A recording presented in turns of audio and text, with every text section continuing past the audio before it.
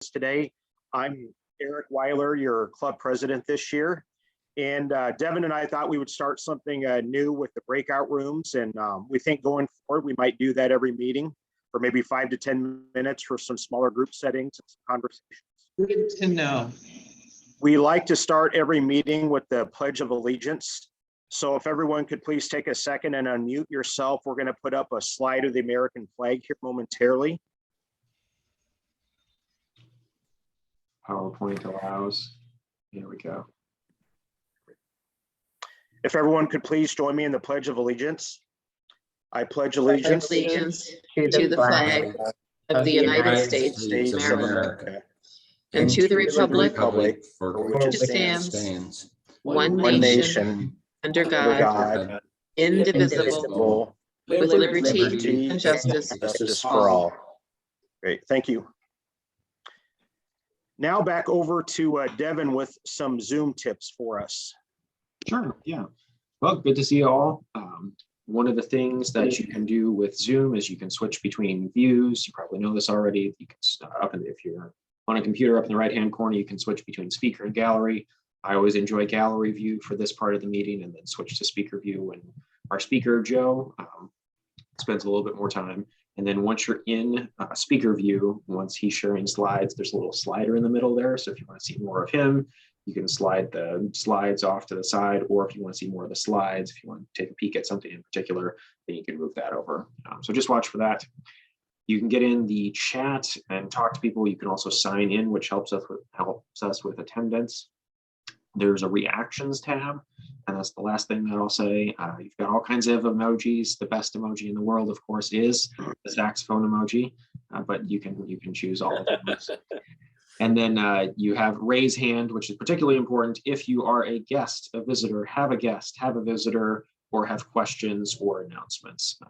It allows us to see who has their hands raised and get to people in order. Back to you, President Eric. Great, thank you, Devin. So now we'd like to welcome and recognize the guests who are with us here today. So if you're a visiting Rotarian, or if you're a Rotarian who has a guest today, please click raised hand and we'll call on you to introduce your visitor. And I see, yeah, thank you, President Eric. I'm thrilled to introduce to you all my newest team member, Tommy Tigret, and I will let him introduce himself, but we're thrilled to have him at the University of Iowa Center for Advancement. Tommy, I'll turn it over to you. Thanks, Kelly. Hi, everyone. I'm really excited and grateful for the opportunity to be joining in on the call this afternoon. So thank you to Kelly for making me aware of this. Well, a little bit about me, and I certainly don't want to take too much time. I am a Quad Cities native, so I grew up in Bettendorf, Iowa, went to Bettendorf High School, and then spent 4 years at the University of Iowa getting my degree in sport and recreation management, which was just an amazing program to be a part of. After that, I spent about 5.5 years working in the sports world, which if anybody has ever done that, it's crazy whirlwind of every day being totally different and traveling. So I've spent some time with the University of Kansas Athletic Fundraising Department. I've spent some time at the University of Northern Iowa, and then as well in Colorado Springs, Colorado, doing nonprofit work for Major League Baseball. So if there are any baseball fans here, please feel free to connect with me. I'm always happy to talk about it, especially the St. Louis Cardinals. Aside from that, I'm horrible at talking about myself. I have an amazing dog who's chewing her bone right next to my desk right now. And then I love playing guitar. I saw that Ed on the call had some guitars in the background. So we'll have to connect on that one, Ed. But thank you so much, everybody, for having me. And I'm looking forward to continuing to be here. Great. Welcome, Tommy. Thanks for joining us today. Ryan Bell. Ryan, you have a guest? Yes, I do. I'm lucky to be joined by my fabulous mother-in-law from Naperville, or Wheaton, actually, Illinois. From her home, it looks like her bountiful garden is showing in the background. Molly, are you frozen? Or are you able to say hi to everybody? No, I can say hi, and thank you very much for inviting me. Absolutely. Thanks for coming. Great. Welcome, Molly. Thank you.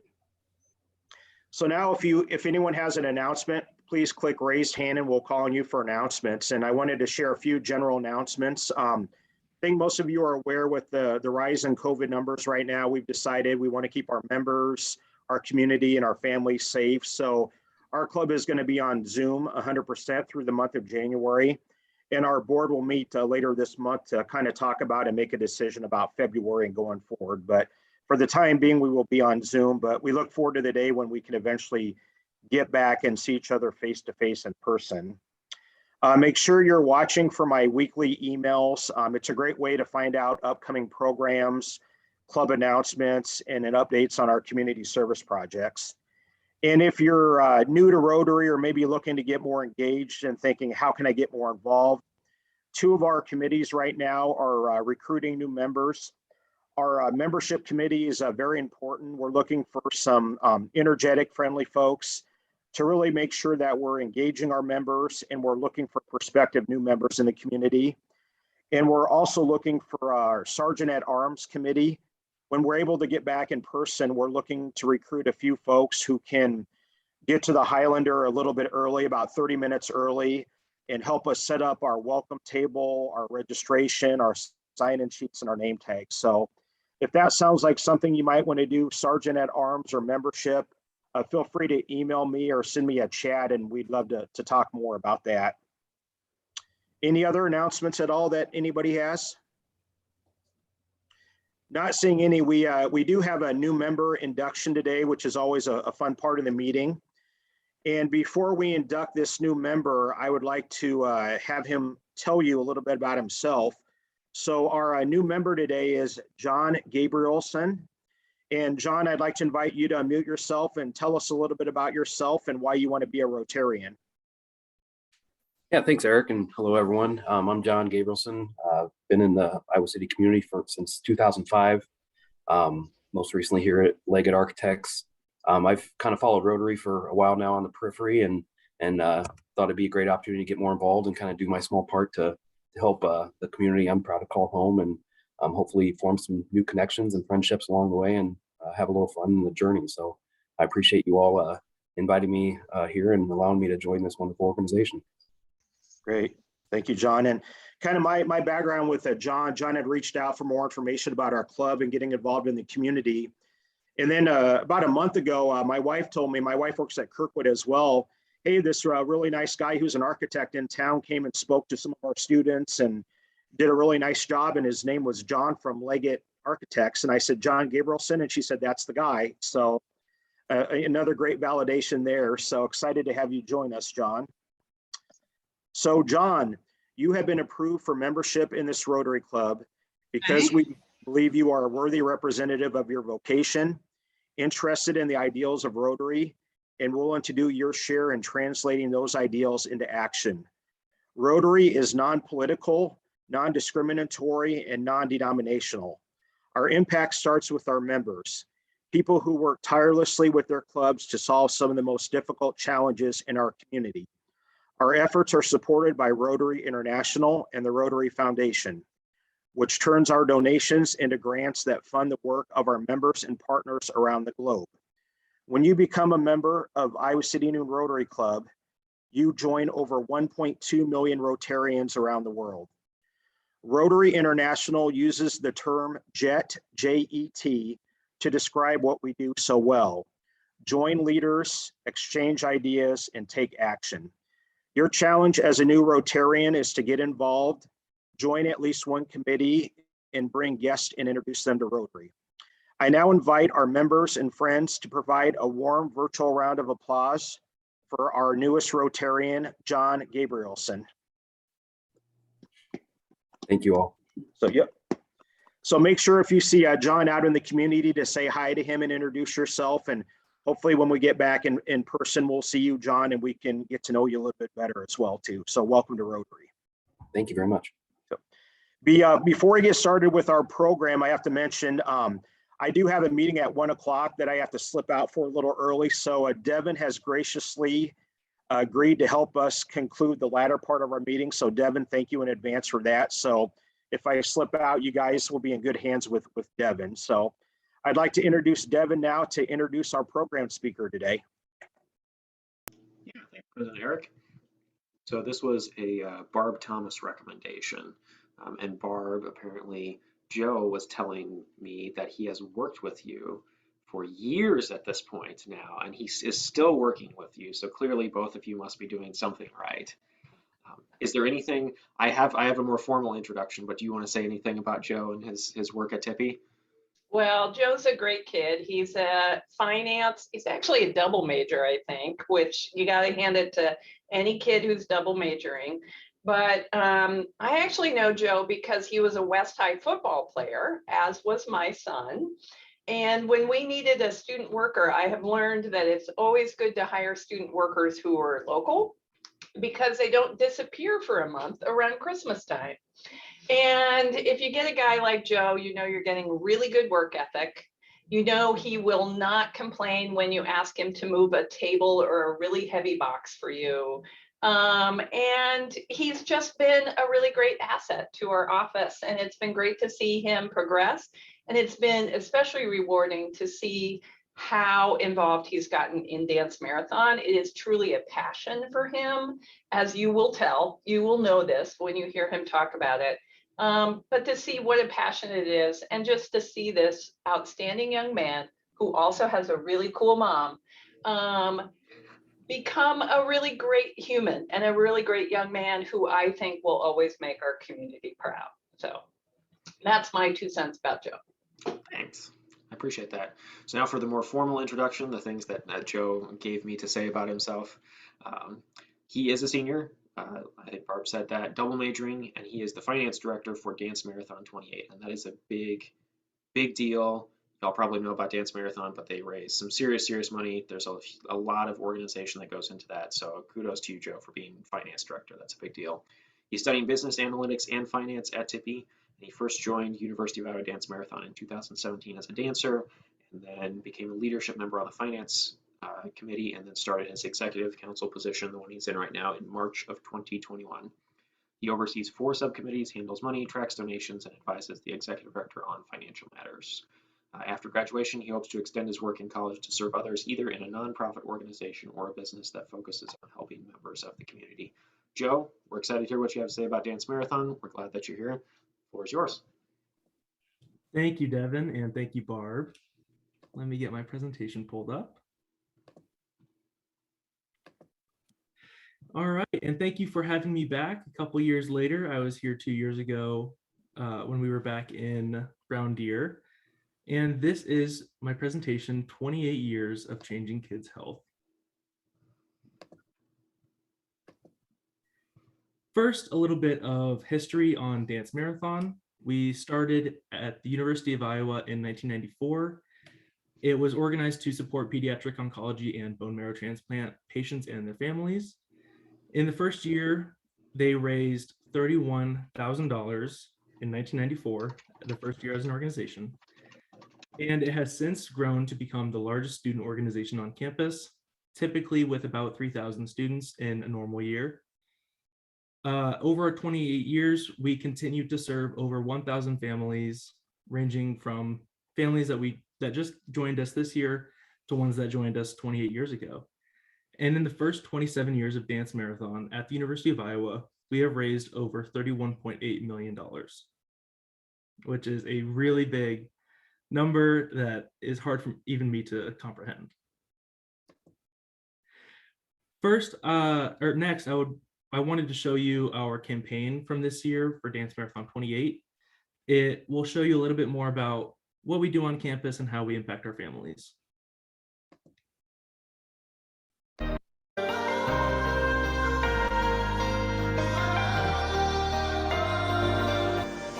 I've seen the dark and the broken places, oh, but I know in my soul, no matter how bad it gets, I'll be alright.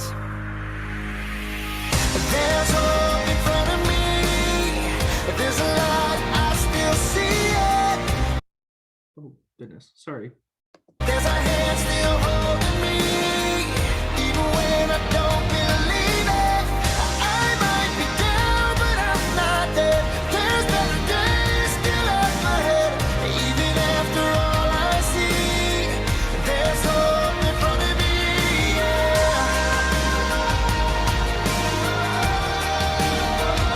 Whoa, whoa, whoa.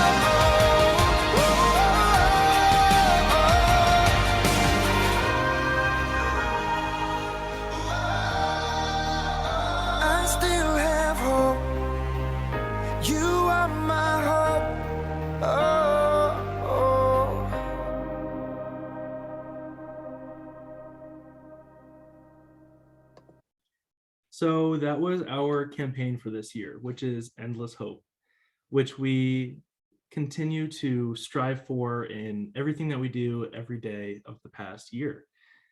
Some things that you saw in that video are our big event, which is held in February. Those were videos of previous events before COVID. And you can see a bunch of the students having a great time, the kiddos that are getting treatment or have gotten treatment in the hospital, having a great time. You also saw some snippets from our hospital volunteering, our family events that happen either on campus or away from campus, like our one that we had at Camp Wapsie this fall. So there's so many things that we do to help our families, and I'm so glad to be able to share them with you. One thing that you might have seen that might have been confusing in that video was more than 4% is what we're hoping for. And what that means is a little statistic that we use in Dance Marathon to motivate our members, which is that only 4% of the funding from the National Cancer Institute is directed towards pediatric cancer research. That's such a low number, and we are hoping to make up the difference and be able to make it so that Dance Marathon is not even needed in the future, and hopefully get rid of pediatric cancer altogether. That's our ultimate goal, and we want to help our families along the way. Some other statistics that explain why we do what we do is that cancer is the leading cause of death by disease in children under the age of 15. 43 children will be diagnosed with cancer in the United States today, and 1 in 5 children will lose their battle to pediatric cancer. So it means a lot to all of our members, and it means a lot to us to help our families in every way that we can.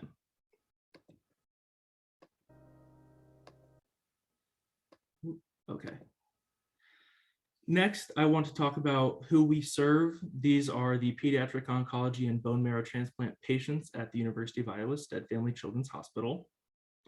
And our families come from all around the state to get first-class treatment in Iowa City, and we are here to help them along every step of their way.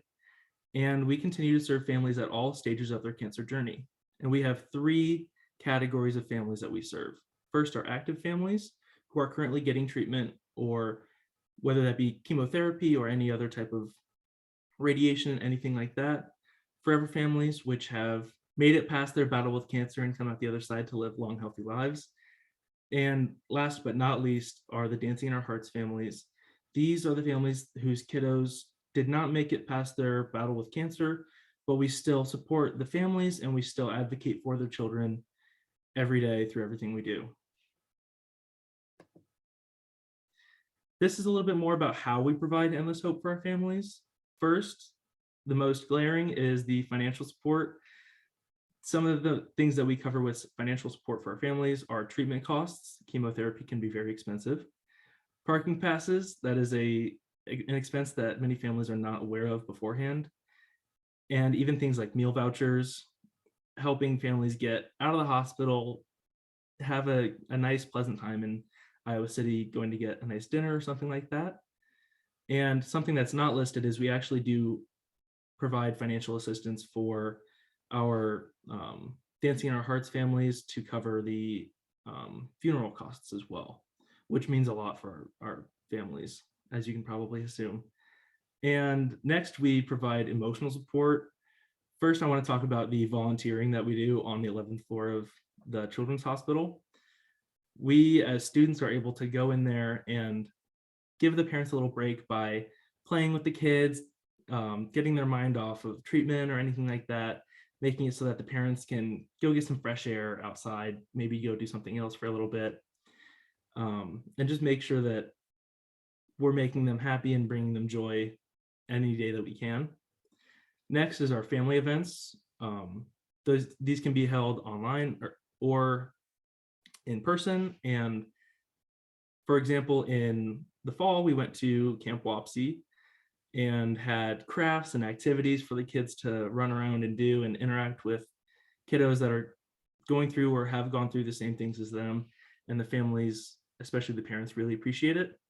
And next is our family representative program, which gives the opportunity for students like me to get in touch and kind of become pen pals with a family, really get to know them and be able to talk with them on a regular basis, whether that be emails or letters, and making sure that we're wishing the kids and all the siblings happy birthdays when they come around. It's a really fun thing that we're able to do. And last but not least on this list is funding cancer research. As you can see on the right, almost 25% of our total income goes towards pediatric oncology research, with the other 67% going to the families in the hospitals and the rest going to operating costs. So we really are here to serve our families. Here are some notable milestones that we've had over the years. First, I want to mention our $5 million dedication to the 11th floor of the Children's Hospital, which was named the University of Iowa Dance Marathon Pediatric Cancer Center. That is such a cool thing that we've been able to do, helping them with all of their projects that they need funding for, making sure that they are providing first-class treatment to all their kids. Next is a $2.2 million pledge to fund a child life specialist position. This is a position that helps the kids emotionally, making sure that they're coping well, making sure that they're happy and growing healthily, making sure that they're able to get over this mentally and emotionally and get back to the real world when they can. A couple years ago in Dance Marathon 24, we raised over $3 million for the first time, and that is such a crazy number. That was 1 year of fundraising that we were able to reach that number. And even last year during COVID, we raised over $1.4 million. This is when people were getting laid off, and our members and our community really helped us get through this year, making sure that our families are being supported in every way that we can help them, especially in such a tough time like last year. And our impact on students is not to be forgotten. We help students find their passion. If Courtney Blend was here, she would be able to tell you about all the students that she's seen change their major because they found their passion in Dance Marathon, helping kids and want to become a child life specialist, or even though they're might be majoring in something else, they go into fundraising to make sure that they can help their community. And I'm always happy to see that students are finding their passion in things like this. We also guide students to new leadership roles. My experience was that I became a dancer and I immediately wanted to go to the next level. So I was able to join the finance committee and last year become the finance director. We also are providing all of our members with a welcoming community. We want to be open-armed, extend open arms to everyone on campus and around the Iowa City area, around the state even, making sure that everyone feels welcomed and heard and accepted and wanted. And we also allow all of our students to listen to the stories of the families that are at the core of our mission. This picture on the right is a couple years old from a big event where over the course of 24 hours, every hour we have a different family come up on stage and talk about their cancer journey and what Dance Marathon has meant for them and why they're thankful. And it really touches the hearts of all of our members and continues to motivate us to do more. Next is our impact on the Children's Hospital. So some things that we help with are the research funding for new ways to treat cancer, all types of cancer, because cancer also does not discriminate. It affects anyone that it chooses, and we're here to help all types. We also help pay for equipment upgrades, whether that be from bigger equipment to all the way down to new chairs for the parents to be able to sit comfortably when their kids are getting treatment. We also provide the support care teams with some peace of mind in making the families comfortable. We want the families to have as positive of an experience as possible when their kids are going through the toughest time in their lives. And we're always happy to put a smile on their faces whenever we can. And also the growing recognition for the UI Stead Family Children's Hospital. which has definitely grown a lot. And here's a little quote from Courtney Blend, who is the Director of Corporate and Community Development at the Center for Advancement at the University of Iowa.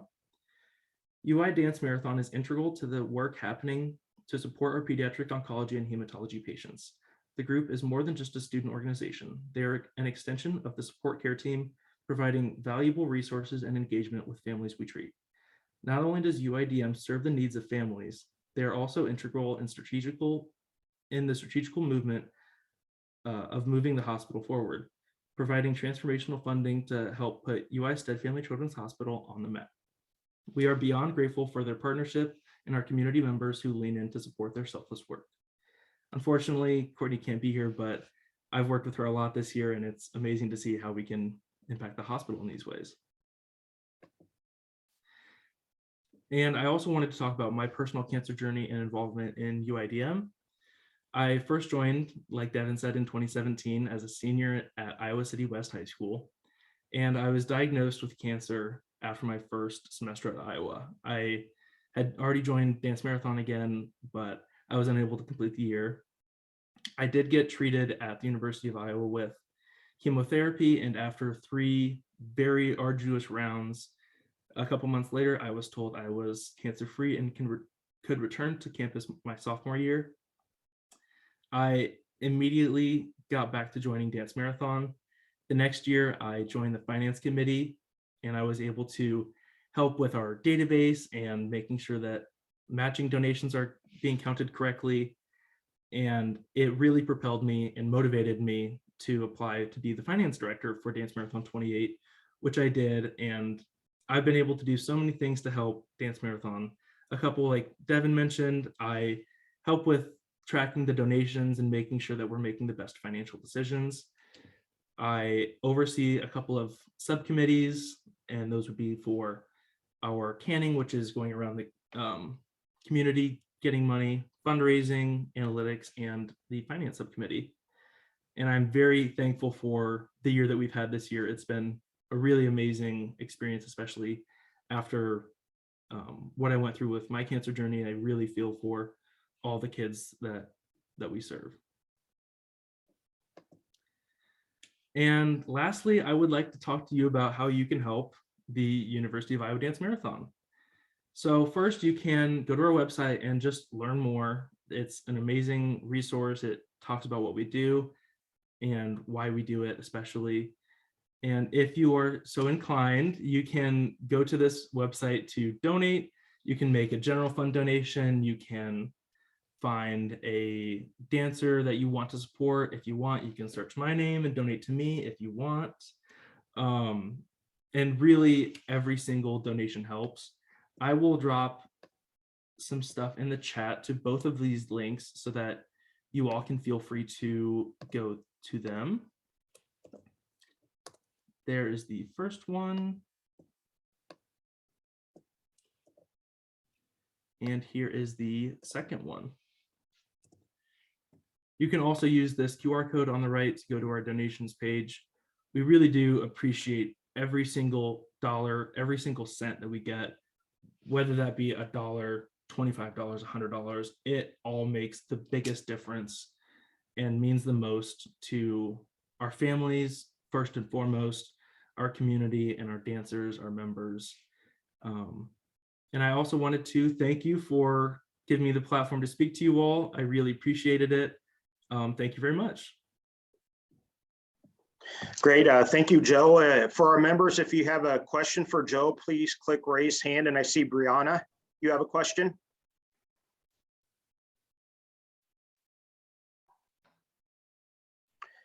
Yep. Brianna, I think you're trying to unmute yourself. While you're doing that real quick, we'll have Tom Cook go, and then we'll go back to Brianna. Yeah, thank you. Thanks, Joe, for your nice presentation. Could you mention a little bit about, I know there are some dance marathons associated with the UI marathon at different colleges and sites around the state. And could you mention how they interact and how they're connected to the Iowa program? Absolutely. So we have a lot of, they're called mini dance marathons with high schools and middle schools around the state. They organize their own little events, not 24 hours, but a little bit shorter than that. They encourage high school members to do their own fundraising. I was a part of Iowa City West High's dance marathon for a couple of years in high school as well. And those fundraisers come to us, and we're always happy to help them with anything they need. They're supporting us and we support them. There are also dance marathons at other universities around the country. And we work with them as well, and with Children's Miracle Network, to make sure that we're all doing the most we can for the families. Each is a little bit different, but we all have the same goal. So whether that be high schools and middle schools in the state or other universities around the country. Great. Brianna, you had a question? Yeah. First of all, Joe, thank you for your efforts on behalf of Dance Marathon. I'm actually a Dance Marathon family myself. I'm unfortunately one of a Dancing in Your Heart family. Our son was unfortunately one of the unfortunate statistics of not making it through his cancer journey. But we actually still are very involved in Dance Marathon, and we were actually on stage the year that we broke the 3 million. We were the final speaker that year. So I can tell you the emotion in the room on years that you break records is really pretty electric when there's 3,000 kids in the room and they're all cheering and screaming. It's pretty electric. So it is exciting. But one thing I wanted to mention, Joe, do you want to touch on the organizations like a 501c3 organization? So, you can take tax advantage. You can donate through, a donor advised fund. You can do kind of all of those great things. A lot of our members here probably donate through their donor advised funds, things like that. You can do all of that through those vehicles to Dance Marathon. Absolutely. Dance Marathon through the University of Iowa Center for Advancement is a 501c3 nonprofit organization. This means that all charitable donations are tax exempt, and you can claim those donations, whether that be donations through our website, through the Center for Advancement's website, even cash and check donations. It's a great way to be able to support your community, and you are able to get tax, credit for that as well. So yeah. Great. Ryan Bell, Ryan, you had a question? Yeah, thanks for your presentation, Joe, and great job throughout the years of putting or raising this up to the level it's been. I know that we're Hawkeyes. We want to win. We want to beat some of these other colleges in our fundraising efforts, and I know we've had a strong track record of that. Could you touch on how we rank kind of across the country and against other colleges that do sort of similar things? Absolutely. The University of Iowa Dance Marathon has historically been one of the biggest dance marathons in the country. We are actually part of what Children's Miracle Network calls the $1 Million Club. So I was able this past summer to talk to other colleges around the country that have had success in reaching $1 million in annual revenue. And I think we are top 5 in the country, if not maybe a little bit higher. So we're definitely really big, also competitive with Iowa State's Dance Marathon. But in the end, we're all here to help each other out.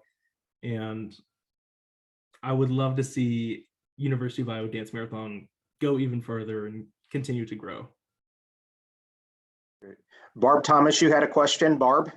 Sure. So Joe, can you tell me, I know that this is an odd year because it's kind of partially a COVID year. Are you holding your event in person, virtual, or hybrid?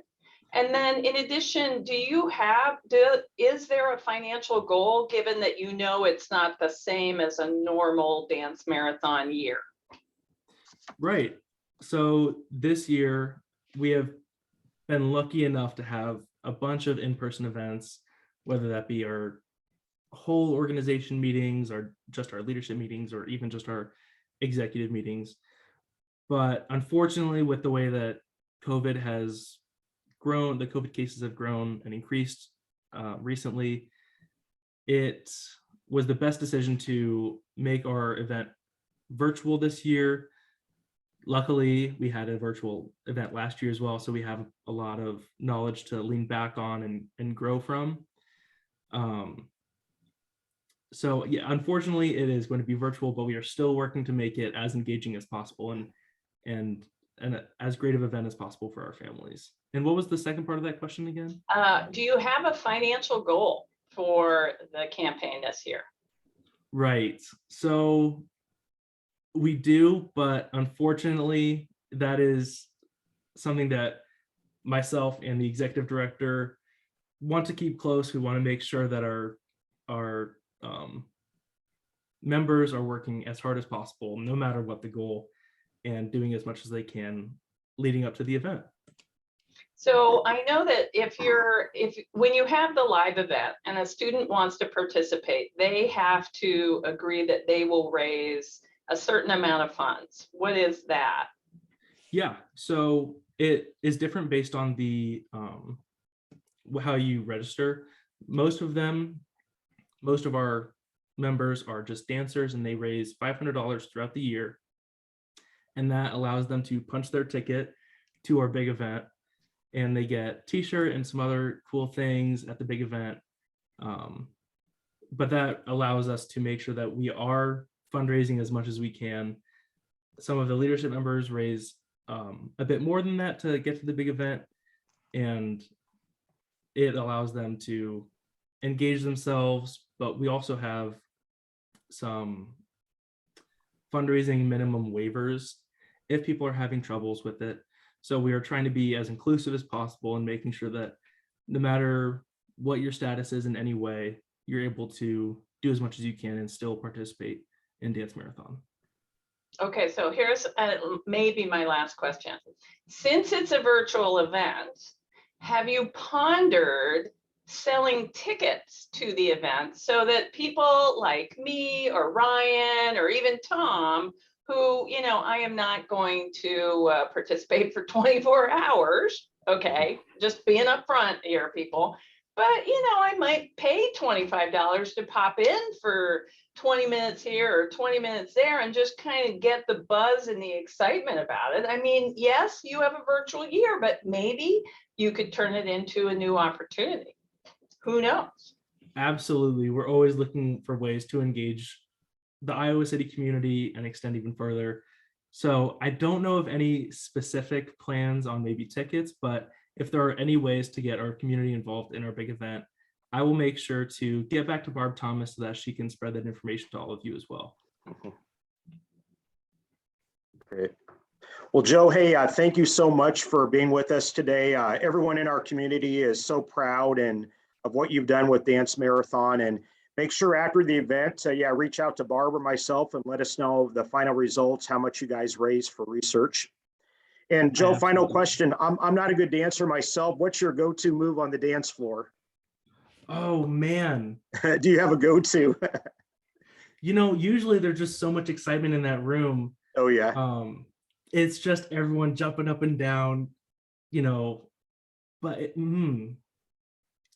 I'd say my favorite one in that type of event, gotta go with like the electric slide, to the right, to the right, to the right. Nice. That's always a fun one to pull out. We'll have you back sometime in the future and you can demonstrate that in person for us all. So that'll be fun. Sounds wonderful. And Joe, in honor of our speaker, every week, our club makes a donation to the Rotary Polio Plus program.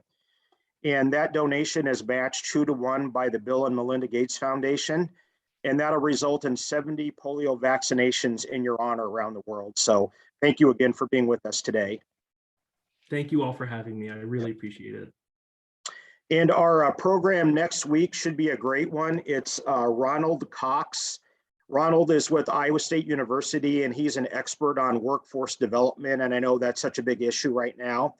And he's going to talk about the current climate of Iowa with workforce development. So definitely a program that you want to see.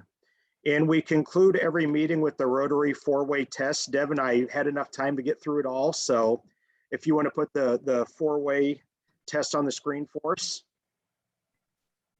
So please join me in the Rotary four-way test of the things we think, say, or do. Is it the truth?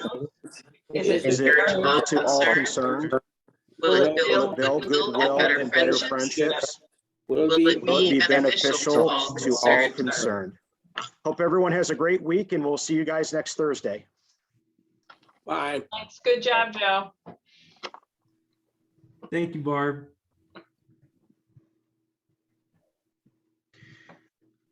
Hey, Eric, I think only you have the power to make Ryan Bell a co-host here. So yep, I will do that. And I'm going to make sure too, I don't log out